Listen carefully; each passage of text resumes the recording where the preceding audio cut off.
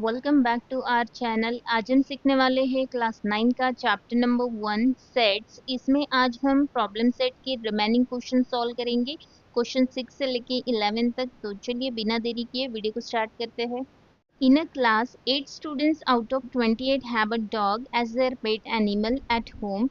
6 students have a cat as their pet animal. 10 students have dog and cat both. Then how many students do not have a dog or cat as their pet animal at home? Students, अभी तक हमने जो question solve किए उससे ये question थोड़ा अलग है। इसमें क्या अलग है वो हम देखेंगे।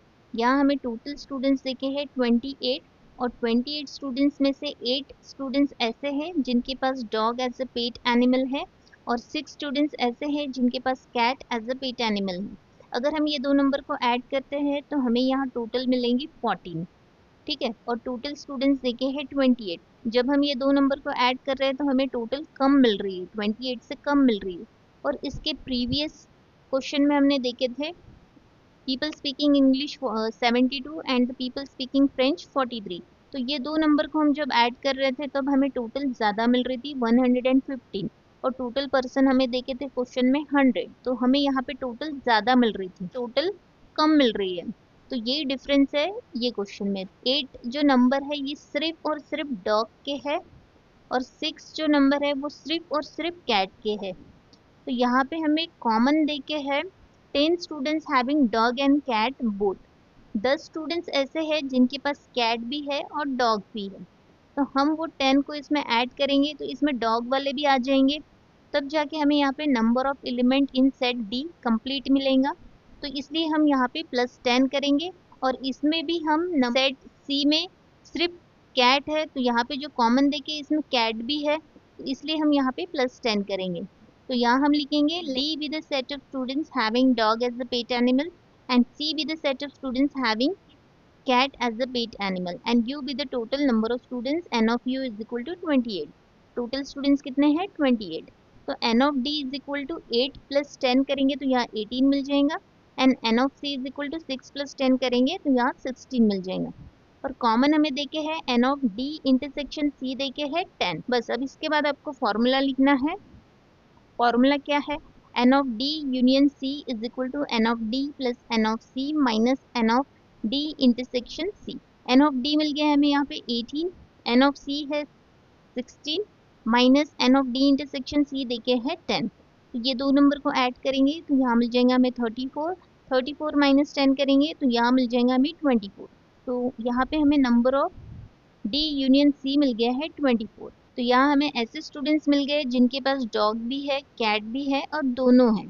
तो यूनियन में सभी आ जाएंगे, डॉग वाले भी आ जाएंगे कैट वाले भी आ जाएंगे और दोनों आ जाएंगे। तो हमें अब यहाँ पे फाइंड आउट करना है ऐसे स्टूडेंट्स जिनके पास डॉग भी नहीं है और कैट भी नहीं है। तो हम टोटल स्टूडेंट्स में से number of D union C को माइनस करेंगे तो हमें ऐसे स्टूडेंट्स मिलेंगे जिनके पास डॉग भी नहीं है और कैट भी नहीं है। Number of students who do not have a dog or cat as a pet animal, n of u minus n of d union c। n of u देखिए है 28 minus n of d union c हमने find out किया है 24। 28 minus 24 करेंगे तो यहाँ मिल जाएगा हमें 4। फाइनल आंसर लिखेंगे 4 students do not have a dog और cat as pet animal. Next question, represent the union of two sets by Venn diagram for each of the following. दो सेट हमें गिवन है, set A and set B. हमें इसे Venn diagram से represent करना है। तो यहाँ पे हम दो सर्कल ड्रॉ करेंगे और यहाँ देखेंगे हम सेट ए और सेट बी में कॉमन एलिमेंट कौन से है। तो यहाँ पे 4 कॉमन है, तो यहाँ पे हम ओवरलैपिंग सेक्शन में कॉमन एलिमेंट लिखेंगे 4। और यहाँ पे फर्स्ट सर्कल में हम सेट ए के एलिमेंट लिखेंगे 3 5 7। 4 हमने ऑलरेडी यहाँ लिख लिए है। अब सेट बी में हम एलिमेंट्स लिखेंगे 1 8। 4 हमने यहाँ पे लिख लिए। तो ये हो जाएगा इसका Venn diagram representation of set A and set B. Next set हमें देखे है set P and set Q. तो यहाँ पे हम देखेंगे कॉमन एलिमेंट कौन से है। तो यहाँ पे बी कॉमन है और ई कॉमन है। तो यहाँ हम दो सर्कल ड्रॉ करेंगे और यहाँ पे जो इंटरसेक्शन वाला जो सेक्शन है इसमें हम कॉमन एलिमेंट लिख लेंगे बी और ई। और सेट पी में हम एलिमेंट्स लिखेंगे remaining A C and F. और सेकेंड सर्कल में हम सेट क्यू के एलिमेंट लिखेंगे एल एम एन। ई और बी हमने यहाँ ऑलरेडी लिख लिया है इंटरसेक्शन पार्ट में, तो ये हो जाएगा हमारा when diagram representation of set P and Q. Next question, यहाँ हमें सेट एक्स देके है रूल मेथड में। Set x is a set of all x such that x is a prime number between 80 and 100 and set y is a set of all y such that y is an odd number between 90 and 100। तो यहाँ पे हमें set x और set y rule method में देखे हैं, तो सबसे पहले हम इसे लिस्टिंग फॉर्म में लिखेंगे। अब हमने यहाँ पे 80 से 100 तक नंबर लिख लिए हैं। अब हम देखेंगे इसमें से प्राइम नंबर्स कौन से हैं। प्राइम नंबर मतलब ऐसे नंबर जो कोई नंबर से डिवाइड नहीं होते हैं। तो यहाँ हम देखेंगे 80 2 से डिवाइड होता है तो ये प्राइम नहीं है। 81 ये 3 से डिवाइड होता है, ये भी प्राइम नहीं है। 82 2 से डिवाइड होता है। 83 हम देखेंगे कौन से नंबर से डिवाइड होता है, तो यस 83 कोई नंबर से डिवाइड नहीं होता है, तो ये प्राइम नंबर है। 84 2 से डिवाइड होता है। 85 5 से डिवाइड होता है। 86 2 से डिवाइड होता है। 87 देखेंगे हम, 87 3 से डिवाइड होता है। 88 2 से डिवाइड होता है। 89 कोई भी नंबर से डिवाइड नहीं होता है, तो 89 प्राइम नंबर है। 90 2 से डिवाइड होता है। 91 ये 7 से डिवाइड होता है। 92 ये 2 से डिवाइड होता है। 93 ये 3 से डिवाइड होता है। 94 2 से डिवाइड होता है। 95 5 से डिवाइड होता है। 96 2 से डिवाइड होता है। 97 ये कोई भी नंबर से डिवाइड नहीं होता है, तो ये प्राइम नंबर है। 98 2 से डिवाइड होता है। 99 3 से डिवाइड होता है और 100 2 से डिवाइड होता है। तो यहाँ हमें प्राइम नंबर मिल गया है 83 89 और 97। तो यहाँ लिखेंगे हम x में कर्ली ब्रैकेट में 83 89 एंड 97। अब y में हमें देखे है y is an odd number between 90 and 100। तो यहाँ पे हमने 90 से 100 तक नंबर लिख लिए हैं। अब हम देखेंगे इसमें ऑड नंबर कौन से हैं। ऑड नंबर मतलब जो 2 से डिवाइड नहीं होते हैं वो ऑड नंबर। तो यहाँ देखेंगे हम, ये 2 से डिवाइड होता है, ये इवन नंबर है। ये 2 से डिवाइड नहीं होता है, ये ऑड नंबर है। ये भी 2 से डिवाइड होता है तो ये इवन नंबर है। ये 2 से डिवाइड नहीं होता है तो ये ऑड नंबर है, ये इवन है। ये 2 से डिवाइड नहीं होता है तो ये ऑड नंबर है, ये भी इवन है। ये 2 से डिवाइड नहीं होता है तो ये ऑड नंबर है, और ये 2 से डिवाइड होता है तो इवन नंबर। ये 2 से डिवाइड नहीं होता है तो ये भी ऑड नंबर है, और ये 2 से डिवाइड होता है तो ये इवन नंबर है। तो यहाँ पे हमें ऑड नंबर मिल गए हैं। सेट y में हम ऑड नंबर लिखेंगे 91 93 95 97 99। अब हम यहाँ पे सेट x और सेट y को वेन डायग्राम से रिप्रेजेंट करेंगे। तो यहाँ हम दो सर्कल ड्रॉ करेंगे। फर्स्ट सर्कल में हम सेट x के एलिमेंट लिखेंगे और सेकंड सर्कल में हम सेट y के एलिमेंट लिखेंगे। और यहाँ पे जो इंटरसेक्शन वाला पार्ट दिख रहा है, यहाँ हम कॉमन एलिमेंट लिखेंगे। तो यहाँ देखेंगे हम कॉमन एलिमेंट्स कौन से। तो यहाँ पे 97 कॉमन है, तो यहाँ पे हम 97 लिखेंगे। और x में हम एलिमेंट लिखेंगे 83 89 और 97 हमने यहाँ पे लिख लिए हैं। और सेट y में हम एलिमेंट्स लिखेंगे 91 93 95 99 और 97 हमने यहाँ पे लिख लिए। तो ये हो जाएगा when diagram representation of set x and y। Next question, right the subset relations between the following set. Set x में देखे हमें set of all quadrilaterals, y में देखे हैं set of all rhombuses, s में देखे हैं सेट ऑफ ऑल स्क्वायर्स, और t में देखे हैं set of all parallelograms, v में देखे हैं सेट ऑफ ऑल रेक्टेंगल्स। तो यहाँ पे हमें सबसेट रिलेशन बताना है।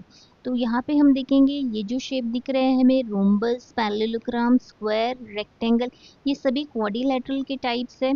क्वाड्रिलेटरल का मतलब क्या होता है, जिसमें 4 साइड्स होती है उसे हम कहते हैं क्वाड्रिलेटरल। तो सभी रोम्बस को हम क्वाड्रिलेटरल कहेंगे, सभी पैरेललोग्राम को हम क्वाड्रिलेटरल कह सकते हैं, सभी स्क्वायर को हम क्वाड्रिलेटरल कह सकते हैं, सभी रेक्टेंगल को हम क्वाड्रिलेटरल कह सकते हैं। लेकिन सभी क्वाड्रिलेटरल को हम रोम्बस नहीं कहेंगे, सभी क्वाड्रिलेटरल को हम स्क्वायर नहीं कहेंगे, बिकॉज कुछ क्वाड्रिलेटरल रोम्बस भी हो सकते हैं, कुछ पैरेललोग्राम भी हो सकते हैं, कुछ स्क्वायर भी हो सकते हैं, कुछ रेक्टेंगल भी हो सकते हैं। देखेंगे हम y is a subset of x, s is a subset of x, t is a subset of x and v is a subset of x। ये सभी जो शेप है ये क्वाड्रिलेटरल के सबसेट है। पैरेललोग्राम की प्रॉपर्टी देखेंगे हम, इसमें अपोजिट साइड पैरेलल होती है और अपोजिट एंगल कॉन्ग्रुएंट होते हैं, राइट। तो यहाँ देखेंगे हम रोम्बस में, इसमें भी अपोजिट साइड पैरेलल है, इसमें सभी साइड इक्वल होती है, बट अपोजिट साइड पैरेलल भी है और अपोजिट एंगल इक्वल होते हैं। तो रोम्बस पैरेललोग्राम का सबसेट है। सभी रोम्बस पैरेललोग्राम हो सकते हैं, लेकिन सभी पैरेललोग्राम रोम्बस नहीं हो सकते। इसे रोम्बस होने के लिए सभी साइड इक्वल होनी चाहिए। तो रोम्बस जो है वो पैरेललोग्राम का सबसेट है। और यहाँ देखेंगे हम, इसमें भी अपोजिट साइड पैरेलल होती है और सभी एंगल्स 90 डिग्री के हैं। तो सभी स्क्वायर पैरेललोग्राम हो सकते हैं, लेकिन सभी पैरेललोग्राम स्क्वायर नहीं हो सकते, बिकॉज स्क्वायर होने के लिए यहाँ पे ऑल साइड इक्वल होनी चाहिए और ऑल एंगल 90 डिग्री के होने चाहिए। वैसे ही रेक्टेंगल में देखेंगे हम, अपोजिट साइड पैरेलल है और सभी एंगल्स 90 डिग्री के हैं, तो अपोजिट एंगल कॉन्ग्रुएंट है यहाँ पे भी। तो rectangle is also subset of parallelogram, लेकिन पैरेललोग्राम रेक्टेंगल नहीं हो सकता, बिकॉज रेक्टेंगल होने के लिए यहाँ पे सभी एंगल्स 90 डिग्री के होना। तो ये जो शेप है ये सभी पैरेललोग्राम की सबसेट है। Rhombus is also subset of parallelogram, square is also subset of parallelogram and rectangle is also subset of parallelogram. तो यहाँ हम लिखेंगे S is a subset of T, V is a subset of T and Y is a subset of T। अब हम square की property देखेंगे। Square में सभी साइड इक्वल होती है और सभी एंगल्स 90 डिग्री के होते हैं, और रोम्बस में सभी साइड इक्वल होती है और अपोजिट एंगल कॉन्ग्रुएंट होते हैं। तो हर स्क्वायर रोम्बस हो सकता है, लेकिन हर रोम्बस स्क्वायर नहीं हो सकता है। स्क्वायर होने के लिए यहाँ पे सभी एंगल्स 90 डिग्री के होने चाहिए। तो स्क्वायर जो है वो सबसेट है रोम्बस का, तो यहाँ लिखेंगे हम S is a subset of Y। Square is a subset of rhombus. Rectangle में अपोजिट साइड इक्वल होती है और सभी एंगल्स 90 डिग्री के होते हैं। तो हर स्क्वायर रेक्टेंगल हो सकता है, लेकिन हर रेक्टेंगल स्क्वायर नहीं हो सकता है। स्क्वायर होने के लिए यहाँ पे सभी साइड इक्वल होनी चाहिए। तो स्क्वायर जो है वो सबसेट है रेक्टेंगल का, तो यहाँ लिखेंगे हम S is a subset of V। Square is a subset of rectangle. Next question, if M is any set, then write M union empty set and M intersection empty set। अब हम यहाँ पे एक सेट ले लेते हैं, set M। इसमें हम एलिमेंट्स लिखेंगे 1 से लेके 5 तक, और सेट N देके हमें एम्प्टी सेट। तो यहाँ पे अब हमें इसका यूनियन फाइंड आउट करना है, M यूनियन N।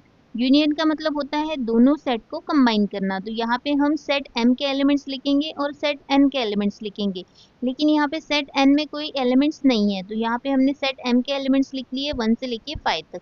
तो ये जो एलिमेंट्स है ये सेट M के है, तो यहाँ पे हमें M यूनियन N मिलेगा सेट M। और अब हम इसका इंटरसेक्शन फाइंड आउट करेंगे, M इंटरसेक्शन N। इंटरसेक्शन का मतलब क्या होता है, दोनों सेट में जो कॉमन एलिमेंट्स होते हैं वो। तो ये दोनों सेट में कोई कॉमन एलिमेंट्स नहीं है, इट मीन्स ये सेट एम्प्टी है, नल है, तो इसका हमें इंटरसेक्शन मिलेगा एम्प्टी सेट, नल सेट। अब हम यहाँ पे लिखेंगे M union empty set is equal to set M, M intersection empty set is equal to empty set. Next question, observe the Venn diagram and write the given set. तो यहाँ पे हमें Venn diagram given है और हमें यहाँ पे set लिखना है।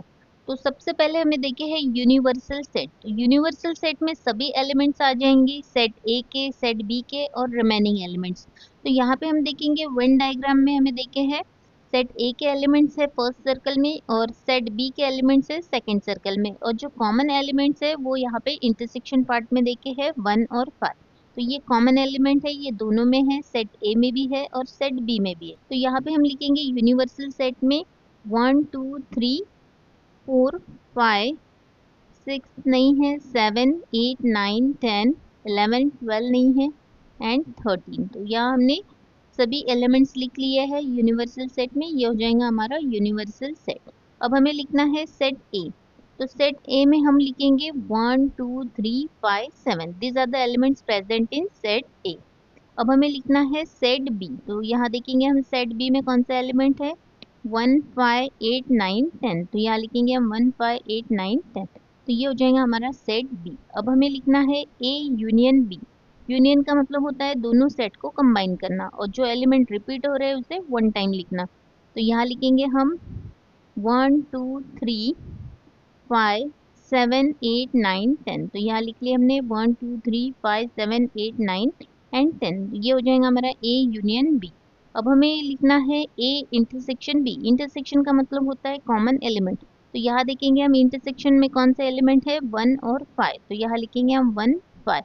तो तो ये हो जाएगा हमारा ए। नेक्स्ट क्वेश्चन, यहाँ हमें एन ऑफ ए देके है, एन ऑफ बी देके है और n of A intersection B given है और हमें यहाँ पे A union B find out करना है। तो यहाँ पे हम लिखेंगे number of element present in set A is equal to 7, number of element present in set B is equal to 13, number of A intersection B देके हमें 4 और number of A union B हमें यहाँ पे फाइंड आउट करना है। तो यहाँ हम फॉर्मूला लिखेंगे n of a union b is equal to n of a plus n of b minus n of a intersection b। तो n of a कितना देके है 7, यहाँ लिखेंगे 7 प्लस n of b देके है 13, यहाँ लिखेंगे 13 और n of a intersection b देके है 4, यहाँ लिखेंगे 4। ये दो नंबर को ऐड करेंगे तो यहाँ मिल जाएगा हमें 20, 20 माइनस 4 करेंगे तो यहाँ मिलेगा हमें 16। तो n of a union b मिल गया हमें यहाँ पे 16। स्टूडेंट्स, यहाँ हमारा प्रॉब्लम सेट फर्स्ट कंप्लीट हो गया है। अगर वीडियो हेल्पफुल लगा तो वीडियो को लाइक करें, शेयर करें और चैनल को सब्सक्राइब करना न भूलिए। मिलते हैं नेक्स्ट वीडियो में।